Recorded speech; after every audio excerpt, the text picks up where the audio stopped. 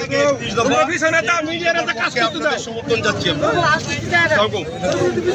আমি ডাক্তার আনোয়ার, জেলা বিএনপির আহ্বায়ক।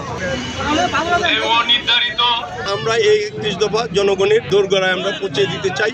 5ই আগস্টের পর এখন মুক্ত পরিবেশে আমরা কাজ করার সুযোগ পেয়েছি। সেখানে আমাদের নেতাকর্মী যারা আছে তাদেরকে নিয়ে আমরা যারা সাংগঠনিক দায়িত্বে আছি, আমরা সাংগঠনিক কার্যক্রমের পাশাপাশি আমরা নির্বাচন কেন্দ্রিক কাজকর্ম আমরা করছি। গণসংযোগ সহ বিভিন্ন এলাকায় আমরা পথসভা এবং বিভিন্ন জায়গায় সাংগঠনিক কার্যক্রমের মাধ্যমে আমাদের নেতাকর্মীদেরকে নির্দেশনা দিয়েছি এবং দিচ্ছি আমরা। এবং ইতিমধ্যে আমাদের ভারপ্রাপ্ত চেয়ারম্যান অন্যান্য দলের সঙ্গে পরামর্শ করে রাষ্ট্র মেরামতের যে 31 দফা উনি দিয়েছেন সেটা আপনারা লক্ষ্য করেছেন। সেইখানে আগামী দিনে রাষ্ট্র ব্যবস্থা কেমন হবে, দেশের ভাগ্য পরিবর্তনের জন্য কিভাবে কাজ করতে হবে, সেই 31 দফার মধ্যে সবগুলি কিন্তু আছে। এই 31 দফা মানুষ কিন্তু গ্রহণ করেছে। এই 31 দফা উনি দিয়েছিলেন 23 সালে। বাংলাদেশের একমাত্র স্মার্ট সিটি বসুন্ধরা এখন আরো নিরাপদ, আধুনিকতায় আরো এক ধাপ এগিয়ে।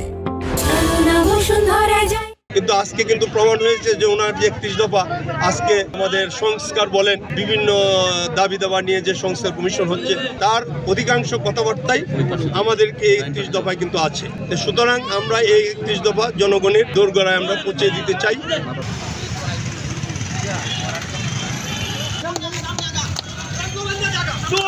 আনোয়ার ভাই